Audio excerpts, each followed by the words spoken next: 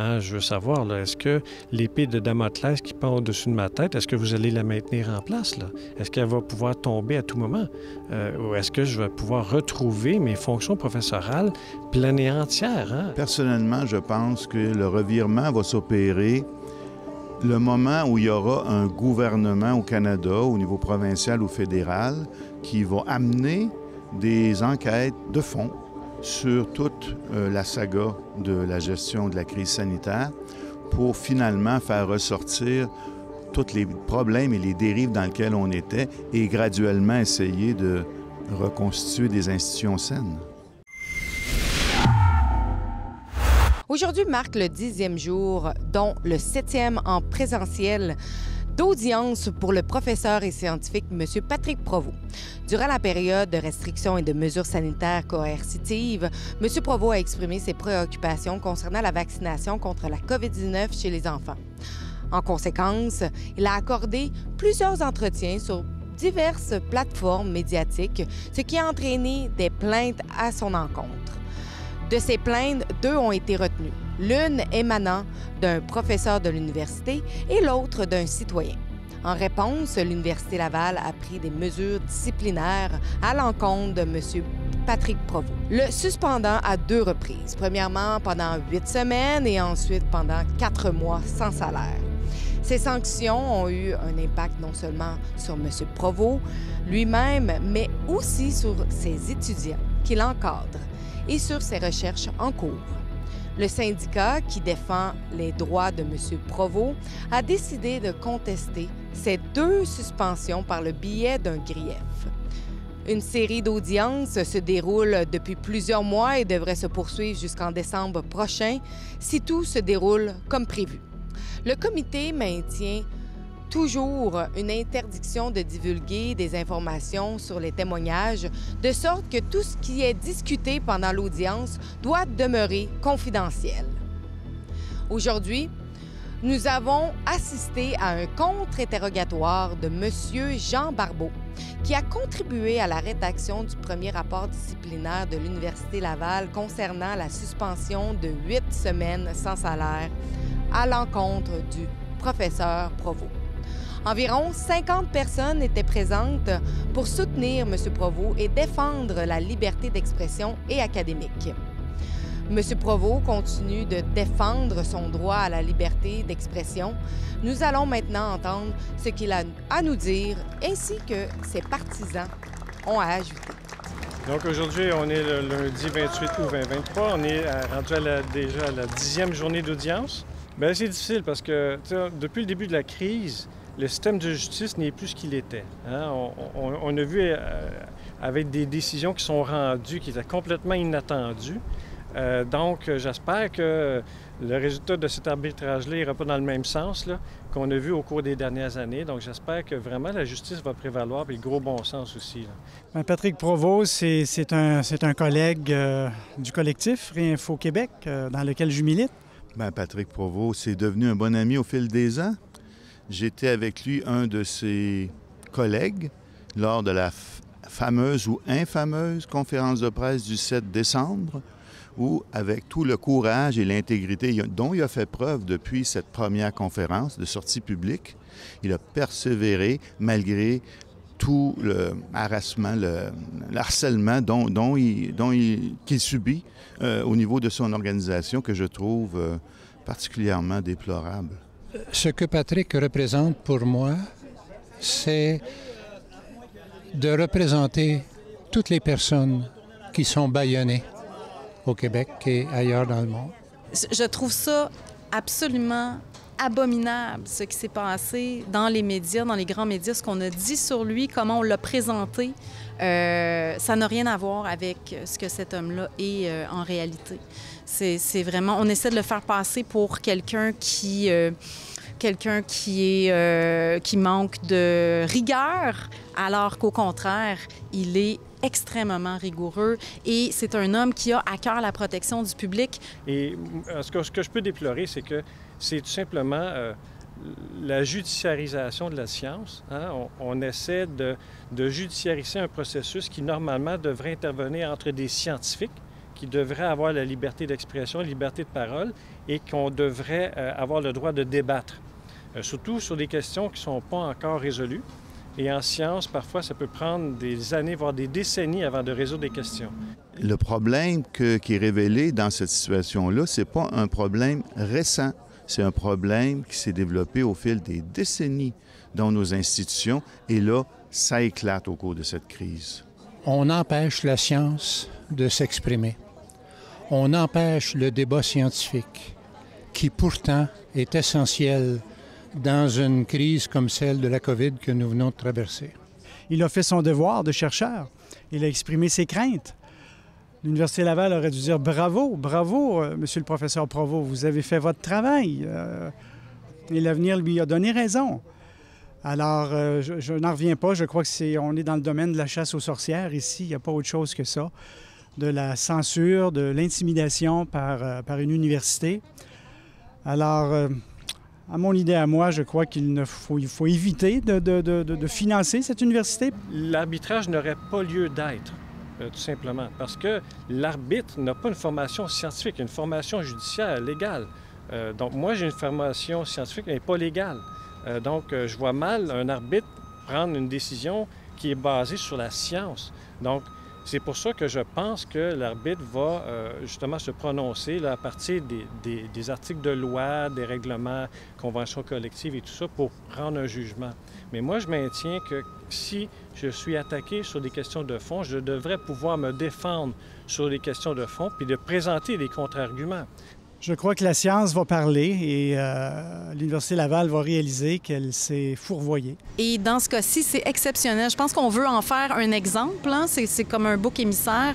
On va en faire un exemple de se retrouver justement devant un arbitre comme ça, de se faire poser toutes sortes de questions, de se faire attaquer, son intégrité et sa rigueur.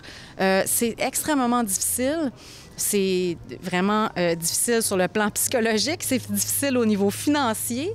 Donc, je pense que Patrick Provost, en fait, toute l'histoire, l'affaire Provost, c'est vraiment pour en faire un exemple, pour faire taire les autres professionnels. Peu importe la quantité de preuves qu'on a, les décisions sont toujours favorables au discours dominant. Donc, toute personne qui a questionné le discours dominant a eu jusqu'à présent un jugement défavorable.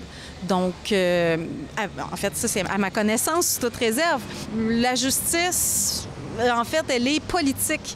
Est-ce que les autorités en place dans ces institutions-là vont faire amende honorable? Je ne suis pas très optimiste de ce côté-là. Personnellement, je pense que le revirement va s'opérer le moment où il y aura un gouvernement au Canada, au niveau provincial ou fédéral, qui va amener des enquêtes de fond sur toute la saga de la gestion de la crise sanitaire pour finalement faire ressortir tous les problèmes et les dérives dans lesquels on était et graduellement essayer de reconstituer des institutions saines. Donc, plusieurs plaintes pour harcèlement que j'ai déposées qui touchent l'Université Laval, le Centre de recherche du Sud Québec et mes supérieurs hiérarchiques et des collègues. Donc, c'est un dossier qui va être beaucoup plus complexe parce que ça va être le fardeau de la preuve va revenir sur mes épaules et sur les épaules du syndicat, démontrer l'existence de harcèlement. Et c'est un enjeu qui était même assez important parce que tout ça, c'est relié, c'est interrelié. Hein? Les sanctions qui me sont imposées, le harcèlement, donc les attaques de l'Université Laval qui se poursuivent. Donc, c'est une situation qui gagne en complexité. Donc, je pense qu'on va se reparler à ce sujet-là. Comment se manifeste le type d'harcèlement que vous avez vécu? C'est différentes formes. Ce que je peux mentionner à cet effet-là, c'est qu'on m'ignore. On ne veuille pas discuter, on ne veuille pas me rencontrer, on ne veuille pas discuter avec moi. Donc, par exemple, mes supérieurs au Centre de recherche du Sud-Québec refusent de me rencontrer pour discuter d'un enjeu qui m'est cher, là, donc le suicide de ma professionnelle de recherche qui est survenu il y a près de 6 ans. Ensuite de ça, plus récemment, moi, j'ai demandé à rencontrer le doyen de ma faculté de médecine, donc Julien Poitras. Et j'ai réitéré ma demande là, quand j'ai repris mes fonctions au début juillet. et il ne m'a toujours pas répondu à ma demande de le rencontrer. Et c'est des demandes que j'effectue à répétition depuis novembre 2022. Donc, c'est quand même assez inquiétant, là. Tu sais, moi, je suis comme un employé qui demande à voir son supérieur et le supérieur ne répond pas. Alors, c'est quand même assez troublant et c'est pour ça là, que ces griefs-là, ces plaintes-là de harcèlement, il faut qu'ils soient entendus, il faut qu'on règle ça, il faut qu'on arrive à rétablir le dialogue. Hein? C'est tout simplement un dialogue employeur-employé qu'on doit reprendre, tout comme on doit reprendre le dialogue entre les scientifiques. Qu'est-ce que vous avez à dire? Parce que vous n'êtes pas le seul qui fait face à la même situation de sanctions, de menaces, soit par le Collège des médecins, Collège des psychologues, ça peut être les universités. Qu'est-ce que vous pensez de toutes ces entités-là qui, en fait, musellent les gens? Oui, effectivement. Donc, on a au Québec, il y a 46 ordres professionnels au Québec qui sont dotés de syndics qui vont imposer leur règlement ou ils vont enforcer, en fait, les règlements parmi les membres de leur ordre. Et on peut prendre comme exemple là, le professeur Christian Linard, là, qui a été poursuivi par le syndic de l'Ordre des chimistes du Québec. Duquel il s'est dissocié avant de prendre la parole publiquement, mais ils sont quand même remontés là, jusqu'à 2012 pour des activités en lien avec ses fonctions de professeur. Et c'est quand même très inquiétant parce qu'il a été trouvé coupable de 11 chefs d'accusation pour des activités en lien avec ses fonctions de professeur. Et là, ce qu'on voit, c'est justement l'Ordre professionnel, donc l'Ordre des chimistes du Québec, qui vient s'immiscer, s'ingérer dans les affaires universitaires. Donc, ils viennent contrecarrer, en fait, s'en viennent en opposition avec la liberté universitaire. Et là, il semble que les ordres professionnels aient préséance sur la loi pour la protection de la liberté académique. C'est quand même très troublant parce que là, on vient assujettir la liberté des profs à des ordres professionnels. Et dans le cas de Christian Linard, il n'a pas du tout besoin d'être membre de l'Ordre des chimistes pour réaliser ses fonctions de professeur. Donc, ici, on peut voir là, que c'est la liberté d'expression des professeurs qui est vraiment menacée et vraiment de manière sérieuse. Là. Parce que non seulement ces actions-là, ces agissements-là des ordres professionnels ont un effet dissuasif très direct, très fort, mais ça incite justement les autres professionnels à s'auto-censurer. Et donc, est-ce que c'est ça qu'on veut au Québec, que nos professionnels, qu'on considère comme étant les cerveaux de notre société, est-ce que c'est ça qu'on veut, que nos professionnels se taisent et avalisent tout ce qu'on voit dans notre société sans dire un mot? Ou plutôt, parce que moi, je pense que la société gagnerait davantage si ces professionnels-là avaient le droit de parole, avaient le droit de s'exprimer et qu'on débatte des questions pour lesquelles ils ont quelque chose à dire, plutôt que de tout simplement laisser aller une société passer à travers toutes sortes de chamboulements imposés par nos gouvernements sans rien dire. C'est quand même assez troublant le lien entre les ordres professionnels et la liberté universitaire des professeurs. Est-ce que ça vous inquiète justement pour l'avenir, si admettons que vous réintégrez votre poste, tout va bien, que dans le futur, ce même type de situation vienne encore pour arriver et que vous fassiez encore face à la même situation de censure? Est-ce que ça vous inquiète? Bien, c'est la raison pour laquelle j'ai demandé à rencontrer mon doyen là, quand j'ai repris mes fonctions au début juillet 2023. Je veux savoir, là, est-ce que l'épée de Damoclès qui pend au-dessus de ma tête, est-ce que vous allez la maintenir en place? Là? Est-ce qu'elle va pouvoir tomber à tout moment? Ou est-ce que je vais pouvoir retrouver mes fonctions professorales pleines et entières, avec ma liberté d'expression, liberté universitaire, liberté de faire les recherches que je juge les plus importantes. Donc, c'est quand même important de mettre ça au clair là, avec mon supérieur. Et puis, malheureusement, mon supérieur ne répond pas à mes demandes de rencontre. Alors, en tout cas, on est au sein d'une université où est-ce qu'on devrait être capable de se parler, non seulement de collègues, mais aussi d'un collègue, d'un employé à son employeur. Et puis, ça ne semble pas être possible. Est-ce que c'est propre à Patrick Provost? Est-ce que je suis à ce point radioactif? J'ai bien hâte de le savoir, j'ai bien hâte de rencontrer mon doyen.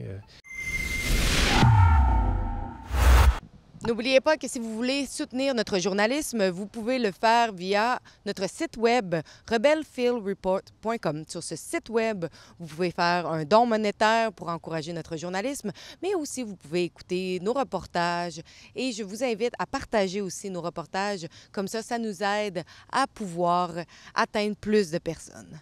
Merci beaucoup